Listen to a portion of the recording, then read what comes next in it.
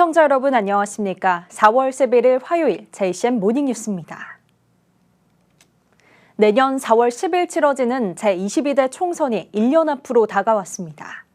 울산에서는 총선 전초전으로 불렸던 남구의원 보궐선거뿐만 아니라 교육감 선거에서도 진보 진영이 승리하면서 정치권이 술렁이고 있습니다. 벌써부터 여러 인물들이 하마평에 오르고 있습니다. 김영환 기자입니다. 지난 21대 총선에서 울산은 6석 가운데 북구 1석을 제외하고 국민의힘이 싹쓸이했습니다. 8대 지방선거에서도 동구청장을 제외하고 울산시장과 4개의 구군청장을 국민의힘이 가져갔습니다. 그리고 치러진 4.5 보궐선거.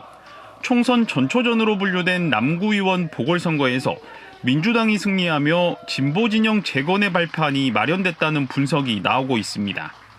지역 여야 모두 총선 체제로 전환한 상태며 벌써부터 여러 인물들이 하마평에 오르고 있습니다. 중구는 국민의힘 전략기획부총장인 박성민 초선 국회의원이 현역으로 있으며 당내에서는 정연국 전 청와대 대변인, 민주당에서는 황세영, 박향로 등 전현직 지역위원장의 이름이 진보당과 노동당 인물들의 이름도 거론되고 있습니다. 남구갑은 3선의 이채익 국회의원이 버티고 있는 지역구지만 보궐선거 패배가 어떤 변수로 작용할지가 관건입니다. 당내에서는 서동욱 남구청장과 최건 변호사 등 여러 인물들이 거론되고 있고 민주당에서도 전현직 지역위원장과 전직 시의원들의 이름이 나오고 있습니다. 남구을은 국민의힘 김기현 당대표 외에 당내에서는 거론되는 인물이 없습니다. 민주당에서는 박성진 현 지역위원장과 송철호 전 울산시장의 딸인 송지은 변호사, 진보당에서 김진석 시당 부위원장의 이름이 거론되고 있습니다. 동구는 국민의힘 시당위원장인 초선의 권명호 국회의원이 현역인 가운데 안효대 경제부시장 등이 하마평에 오르고 있고 민주당과 진보당, 정의당에서도 여러 인물들이 준비를 하며 격전지로 예상되고 있습니다. 더불어민주당 이상원 국회의원이 현역인 북구는 당내에서 박병석 전 시의장 등이 출전을 준비 중입니다. 또 진보당에서 윤종호 전 국회의원의 출마가 유력하고 정의당 김진영, 박유기, 국민의힘에서는 박대동 전 국회의원과 정치락 시의원의 이름이 오르내리고 있습니다. 초선인 국민의힘 서범수 국회의원이 버티고 있는 울주구는 당내에서 2명이 더 경선에 뛰어들 것으로 예상되며 민주당에서는 이선호 시당 위원장과 서위용 전 시의원의 경선이 점쳐지고 있습니다. JCN 뉴스 김영환입니다.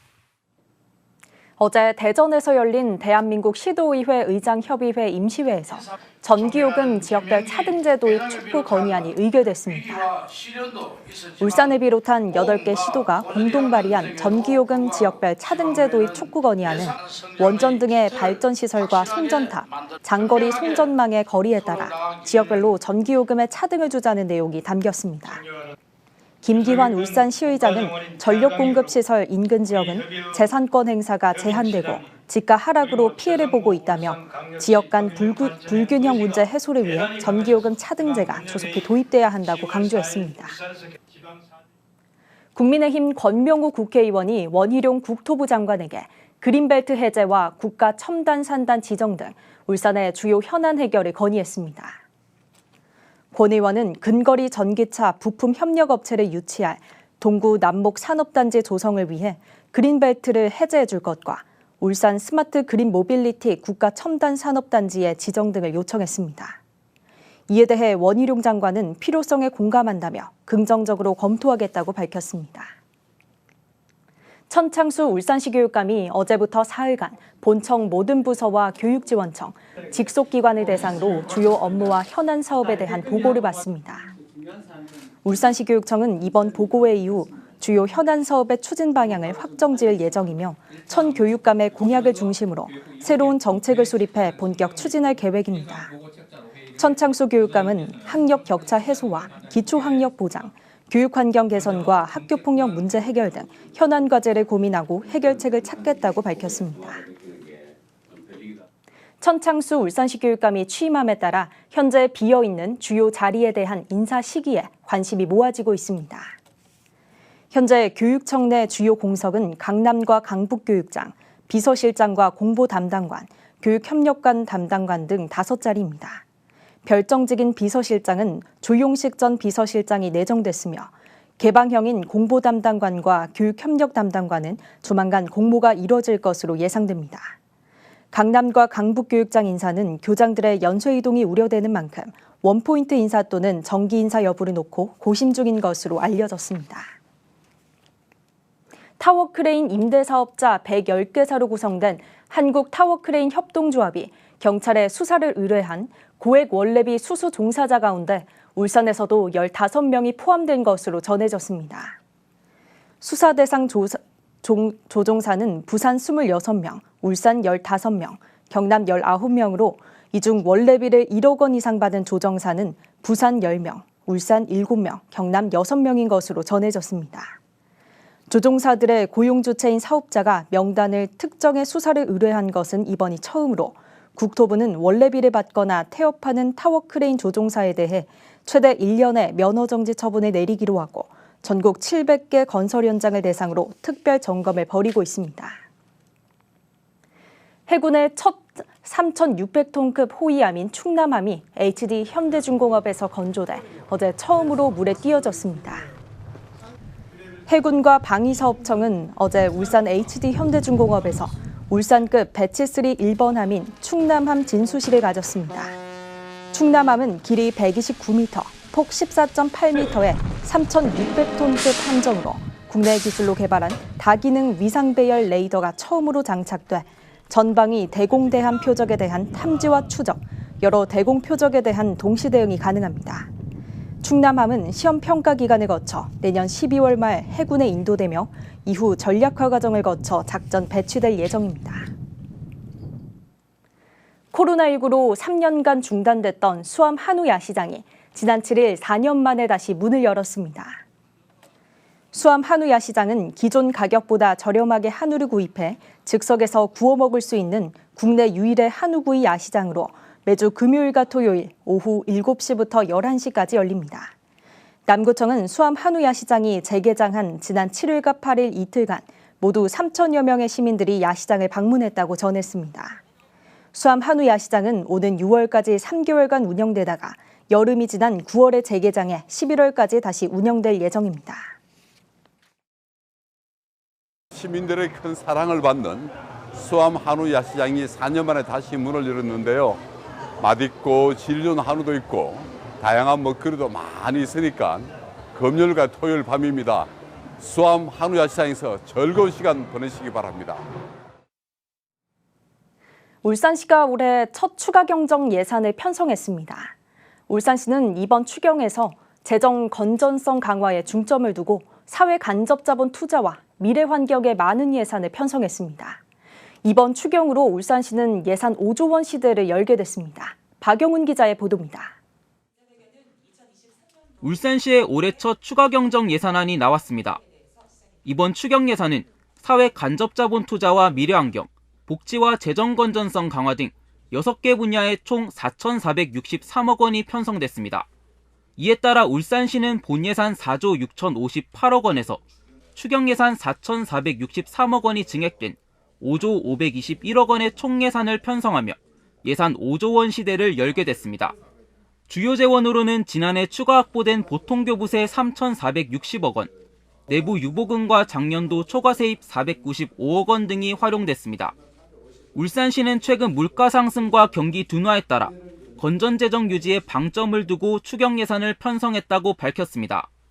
우리 자식들에게 빚을 넘겨줄 수는 없습니다. 채무의 조기상을 통해 미래 세대의 부담을 최소화시켜 나가겠습니다. 예산 편성 방향에 따라 재정 건전성 강화에 815억 원이 편성됐습니다. 울산시는 지방채 500억 원을 추가로 상환해 울산시의 채무 비율을 14.89%까지 낮추고 구 울주군청사와 산재 전문 공공병원에 자녀 부지대금을 모두 선납하기로 했습니다. 기업 지원과 사회 간접 자본 투자 분야에는 가장 많은 1,042억 원이 편성됐습니다. 도로 개설과 도로 확장 공사, 지방하천 정비 사업과 청년주택 건립 예산 등이 반영됐습니다. 신산업과 미래환경 분야에도 많은 비중을 둬 587억 원의 예산이 편성됐습니다. 차세대 2차 전지 선도도시 기반 구축과 미래 먹거리 산업 육성에도 혼신의 노력을 다하겠습니다. 특히 국가산당 완충 녹지에 전국 최대 파크 골프장을 짓는데 가장 많은 398억 원의 예산을 편성했습니다. 복지 분야에서는 울산 사랑 상품권 발행 지원에 323억 원의 예산을 편성했습니다. 이번 추경 예산안은 11일 시의회에 제출돼 심의를 거쳐 오는 5월 초에 확정될 예정입니다. JCN 뉴스 박영은입니다. 울산시가 올해 청년 가구 주거비 지원 사업 대상 가구를 확정했습니다. 지원 대상은 761가구로 당초 500가구보다 261가구 늘었습니다. 선정된 가구는 임차료와 임차보증금 이자 등 월 최대 15만 원이 실비로 지원됩니다. 울산시는 청년들의 호응이 높다며 지원 대상 가구 수를 확대하고 지원 기준 완화를 검토할 계획입니다.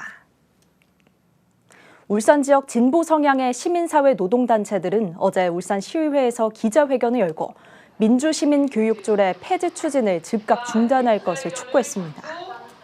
이들 단체는 조례 제정 이후 실무를 추진해야 할 울산시에 대한 감독의 책임은 시의회에 있다며 감독 소홀과 해태를 조례 폐지의 근거로 삼아서는 안 된다고 지적했습니다. 이어 이 사안과 관련해 시민공청회를 추진할 것을 시의회에 요청했습니다.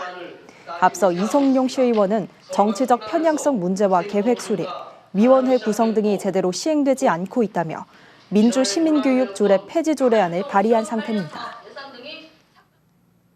출근길 횡단보도에 쓰러진 시민을 심폐소생술로 살린 경찰관 영상이 화제가 되고 있습니다.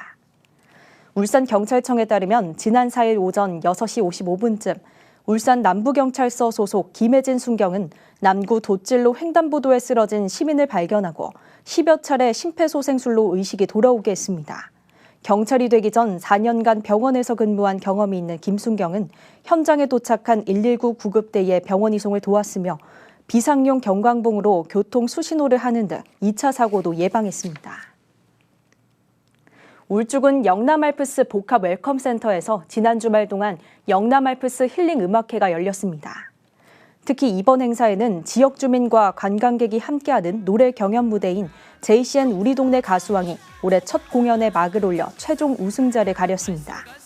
또 미스터트롯 출신의 신인선 등의 축하 공연과 버스킹, 플리마켓 등도 열려 볼거리와 먹거리가 있는 행사로 진행됐습니다. 울산 장생포 출신 배우 정희태 씨가 남구의 새 홍보대사로 위촉됐습니다. 정희태 배우는 남구 장생포에서 태어나 미스터 선샤인과 미생 등 다수의 드라마에서 활약했고 최근 종영된 인기 드라마 재벌집 막내 아들에서 회장 비서실장 역을 맡아 인기를 끌었습니다. 정희태 배우는 장생포 고래축제 홍보 영상 촬영과 고향사랑 기부제 홍보를 시작으로 고향인 울산 남구의 위상과 브랜드 가치 향상을 위해 다방면으로 활동할 예정입니다. 울산시가 반려해변 대상지를 추가로 발굴하는 방안을 추진하기로 했습니다.